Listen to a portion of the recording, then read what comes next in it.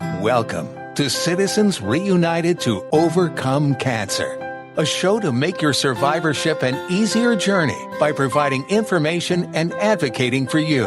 A show to help practitioners up their game and their level of performance. This is the Croc Podcast. Here is your host, Dr. E, and alongside him to share some hope and inspiration from the Have Faith, Let It Begin podcast, co-host Angel Santana. Hi, everybody. This is Dr. Eanelli, the founder and director of Citizens Reunited to Overcome Cancer. Tonight, I am humbled and grateful that you decided to join this week's podcast. I truly believe that today's program will resonate with all of us, as it's about a phenomenon we all have either witnessed or perpetuated. Today's podcast is entitled Physicians Criticizing Other Physicians to Patients. I know it should never happen, but sadly it happens too often, and it diminishes all of us. It diminishes the physician by exposing our insecurities and our own personal anxieties, which diminishes our patients by making them feel confused and distressed. Join me, as always, my co-host, Angel Santana. Angel, welcome.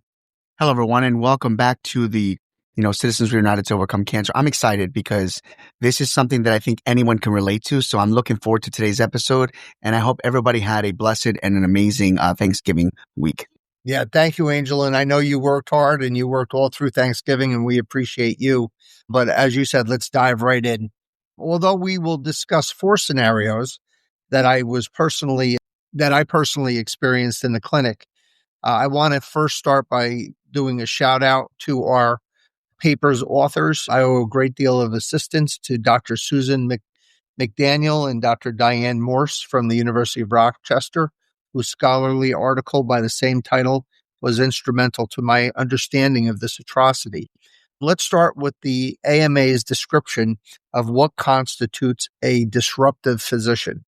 So a disruptive physician is one who uses language that is belittling, berating, disrespectful, and inappropriate.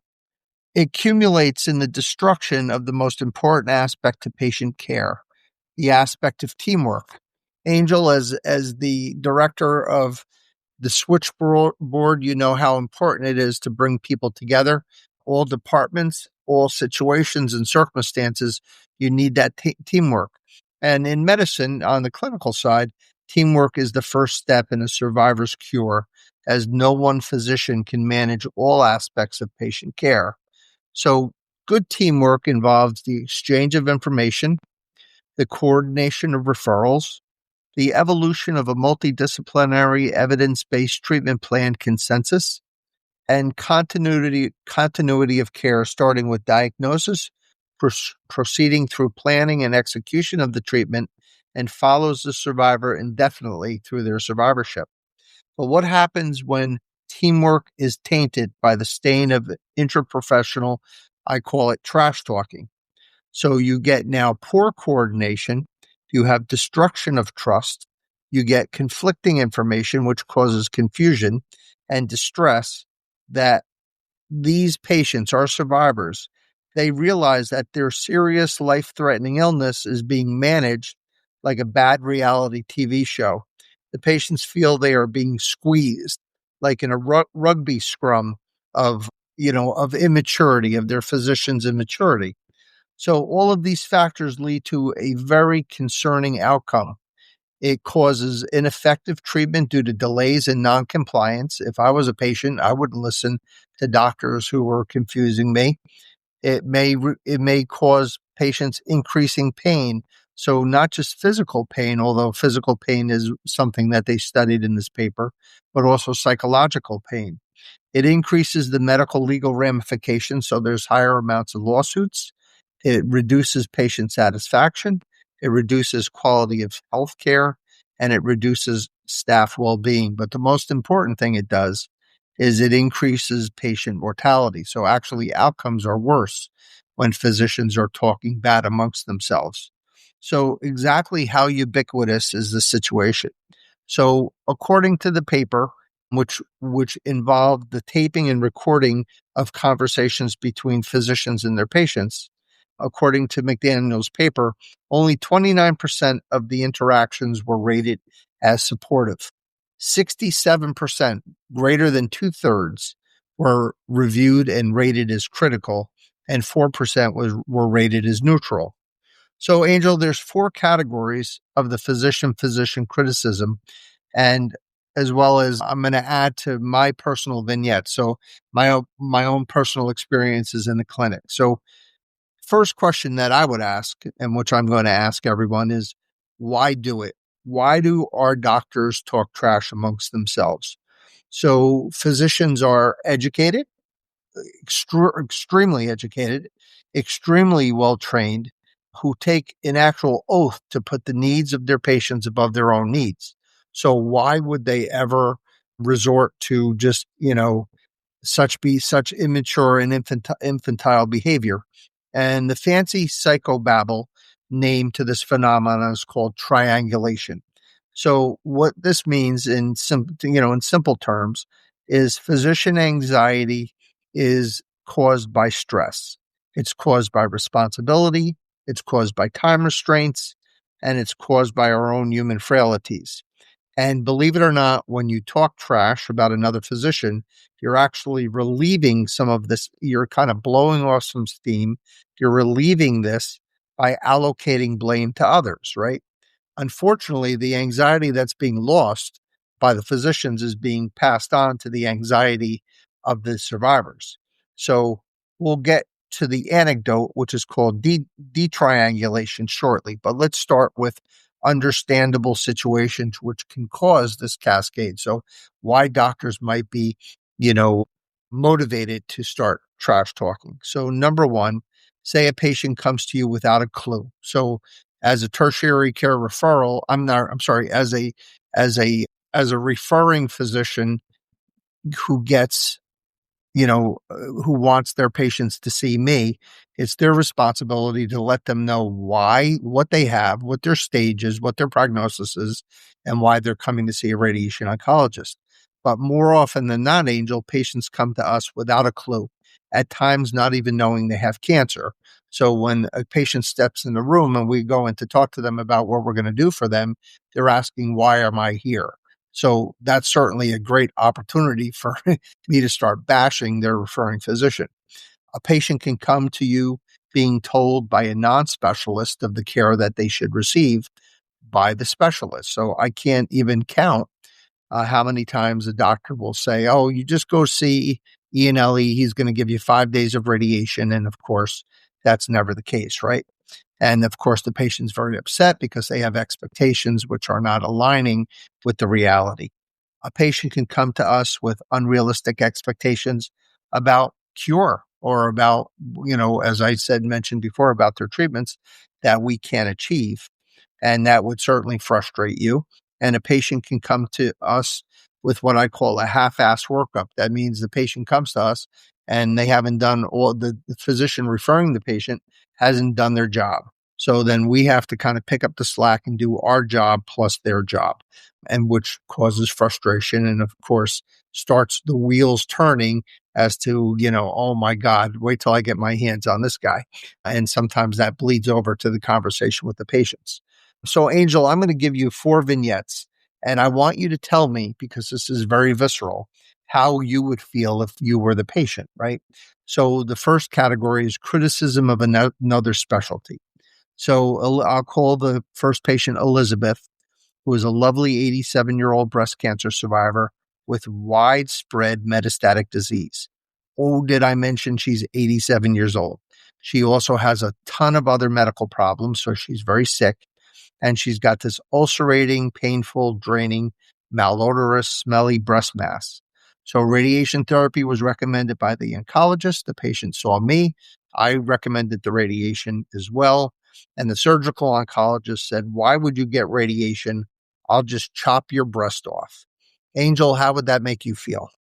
Wow. Well, I've got a couple comments, but I guess I'll just go with from this first. I think that there's a fine line between how it's not what you say, it's how you say it. And it all stems back to the beginning. And forgive me if I'm kind of backtracking just a little bit, because that intro that you gave about teamwork really resonated with me. And I think it holds true to what you just gave me that you want an opinion on. And that is a good teamwork, means communication. And the communication between the staff, the doctor and the doctor staff and the patient really fits like a glove, right? So to be very clear and honest with you, respectful communication, it means being willing to listen even when you disagree.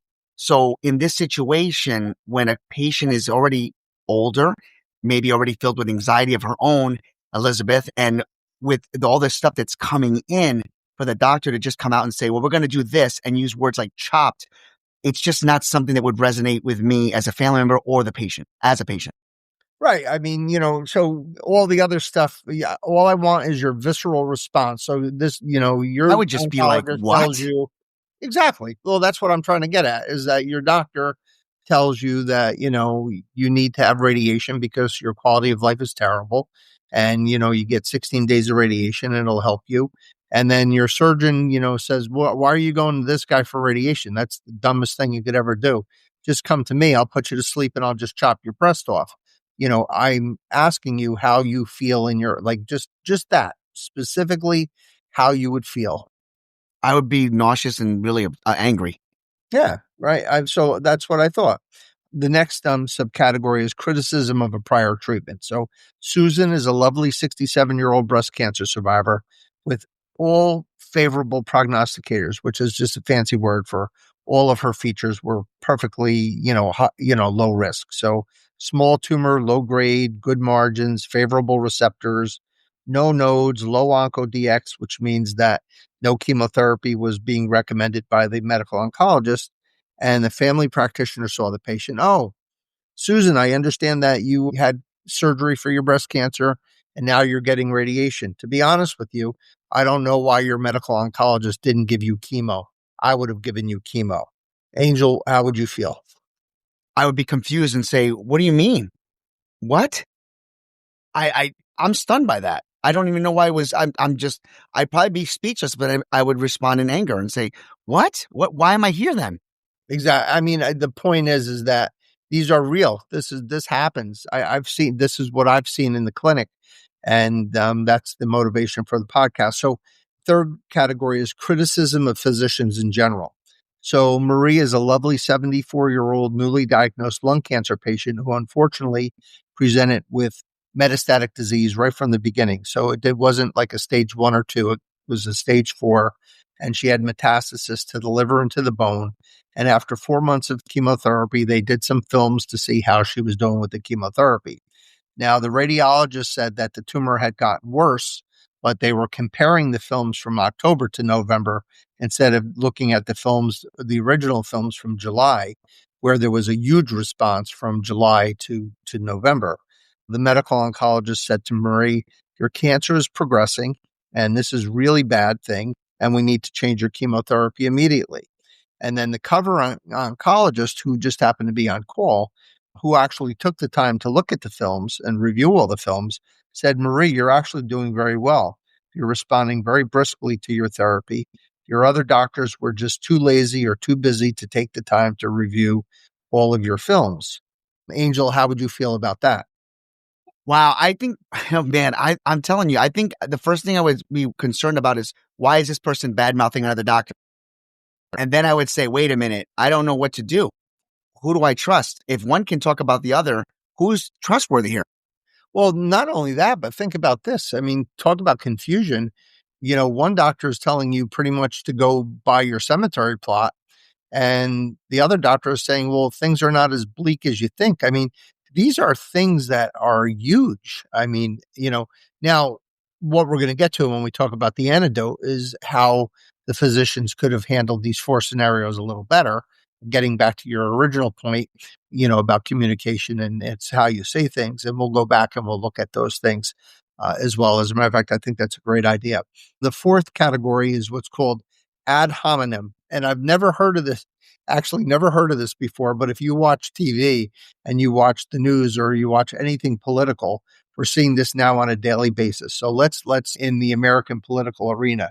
So let's break down what ad hominem means. So it means that a person is being attacked or a person is attacking an opponent's character or characteristics rather than addressing the issue or the statement. So there's a statement, there's an issue, there's a point, to be debated, but instead of debating the point, everyone's attacking each other. So they're attacking each other's quality and their candidacy and just whatever, their intelligence.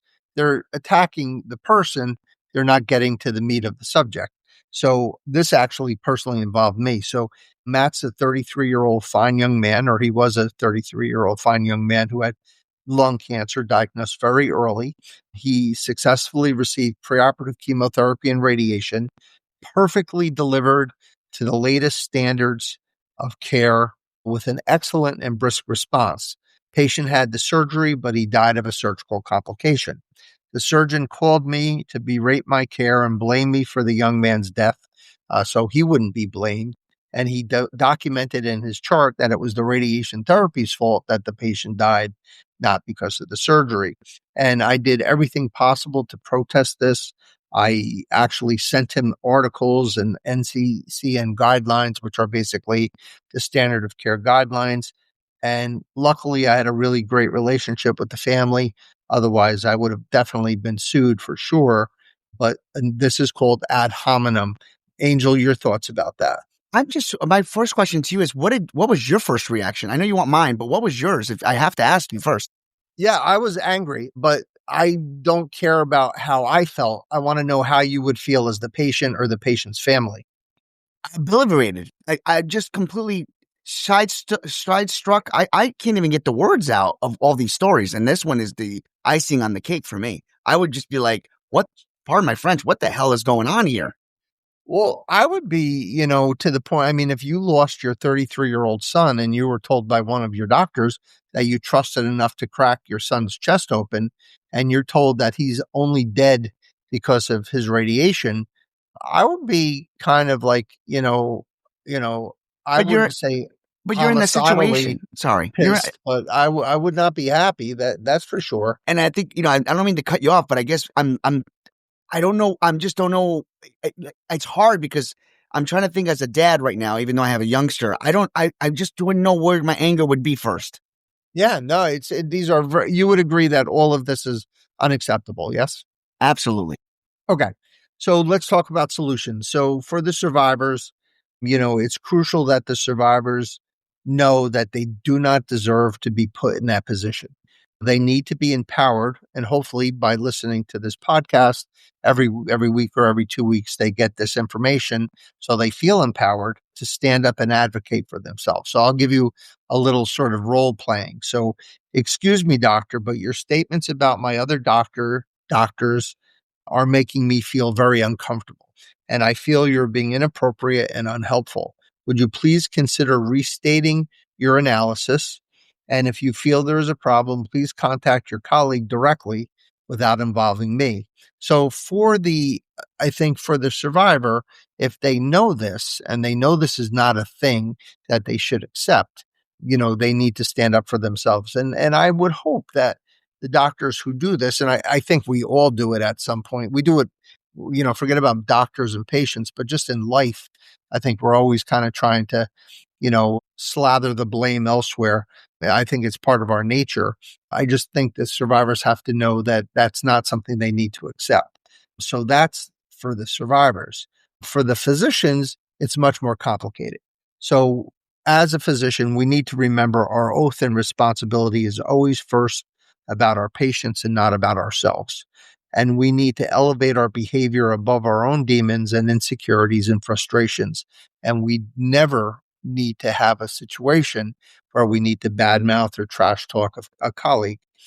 We need to really seep ourselves like tea bags into the warm water of compassion, empathy, and non-reactivity. And we need to suppress our own personality dysfunctions and our habitual holier than thou attitudes, and take the extra time when we do disagree with a colleague. And we have to actually pick up a phone, imagine this, Angel, and actually call the doctor and find out what they're thinking and actually solve the rift without involving the patient, right?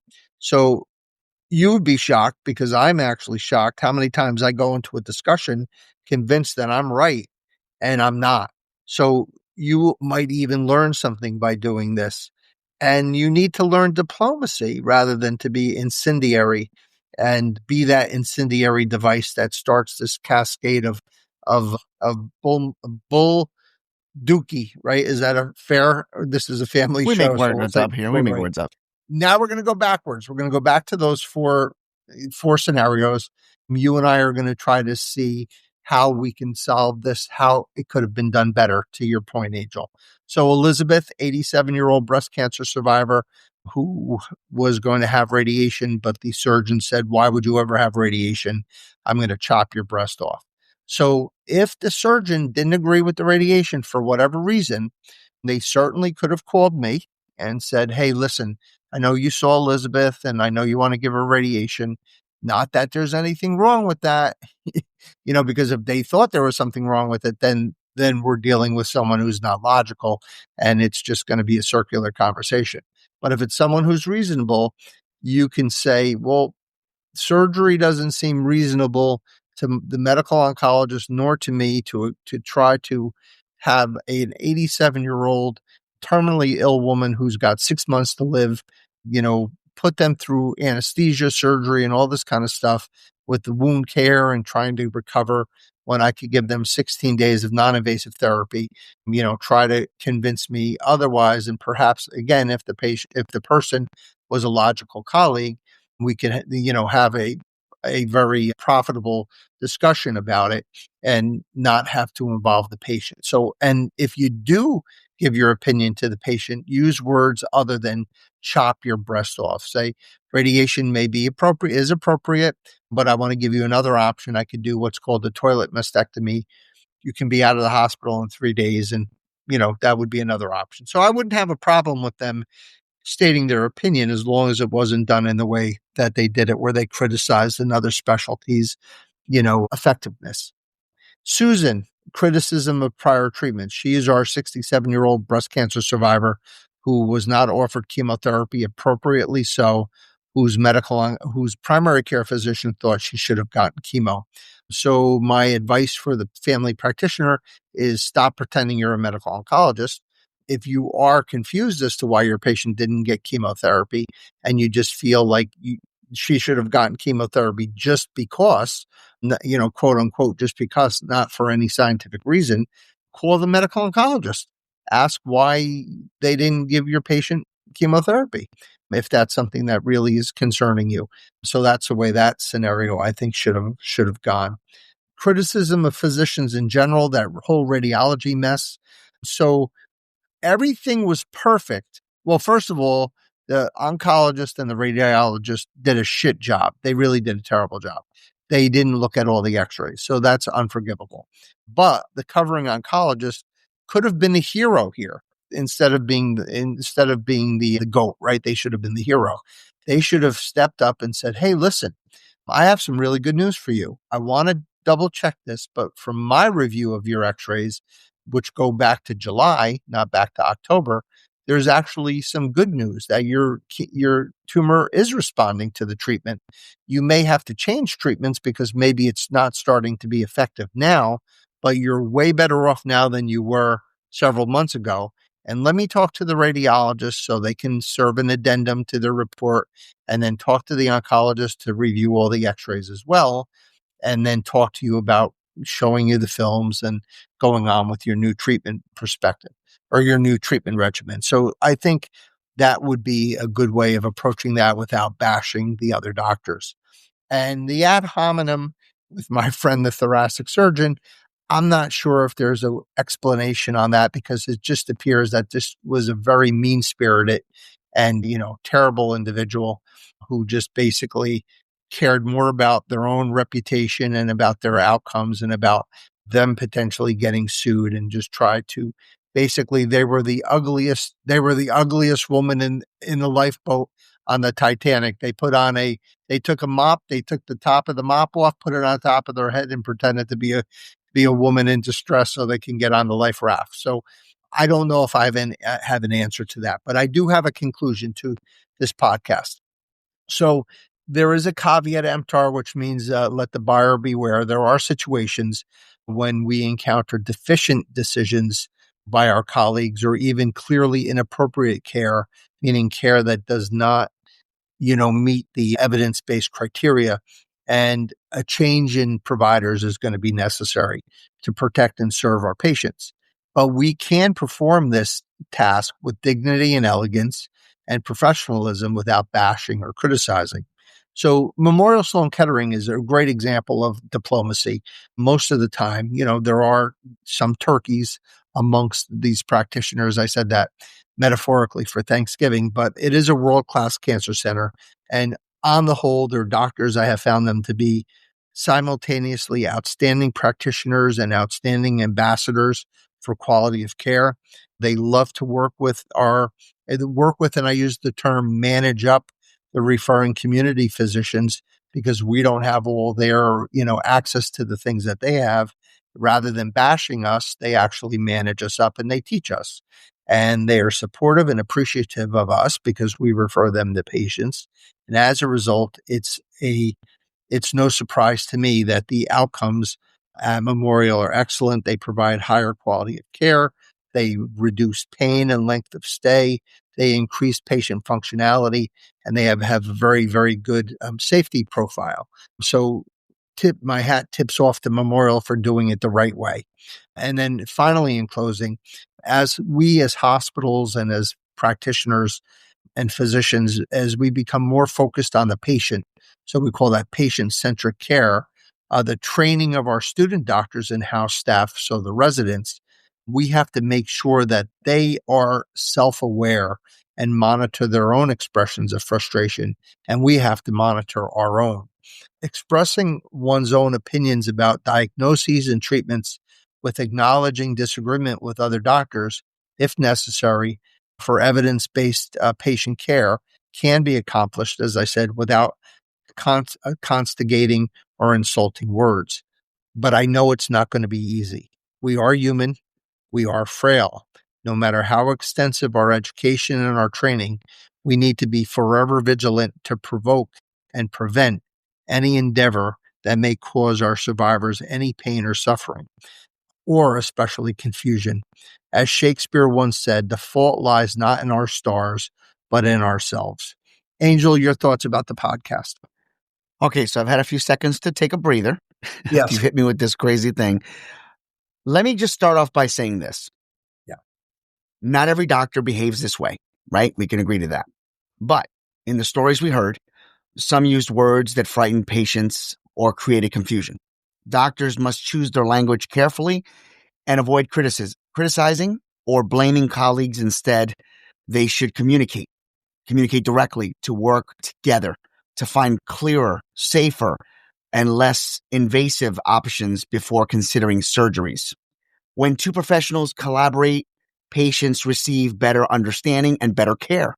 Unity, not ego, produces the best outcomes. In the end, doctors must remember their purpose: to guide, to comfort, to provide the highest level of treatment through compassion, respect, and teamwork.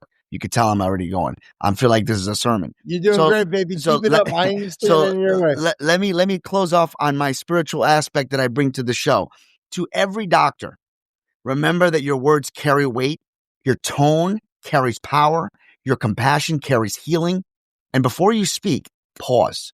Let wisdom guide your tongue and humility guide your actions. Work together, not apart. For one who heals alone, when you join your gifts, your knowledge, your hearts, you become instruments of grace for every patient you serve. So think before you speak, unite before you judge, and let your care reflect the light that you are called to share. Angel, I cannot add anything to that beautiful conclusion. However, I will add our Croc blessing on behalf of you, myself, and the board of directors at Citizens Reunited to Overcome Cancer. We wish all of our survivors a long, healthy, happy, and cancer-free life. God bless you. God be with you. Peace. We thank you for listening to today's episode of the Croc Podcast. We want to let you know that because of this episode, you'll have a special opportunity tomorrow on Have Faith Let It Begin podcast, where Dr. Eanelli will be joining myself and to share his thoughts and personal views on everything we just discussed today. We're collaborating. And here's something exciting. If you head over to tomorrow's Have Faith Let It Begin episode and listen for the special giveaway detail, the first 5 people who interact with us on social media and sharing what they've learned, how this episode spoke to them, and how their own stories relate, we will receive an autographed prize. We hope you enjoyed today's conversation. We truly hope you'll join us again tomorrow. Thank you. Have a blessed day, and we'll see you next 2 weeks for another episode of the Croc Podcast.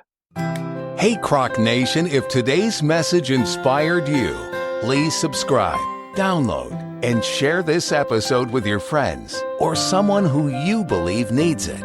Visit us at crocvip.com to connect, learn, and join the fight. Let's spread hope, one story at a time. Until next time, remember, we are not just a podcast, we are a movement.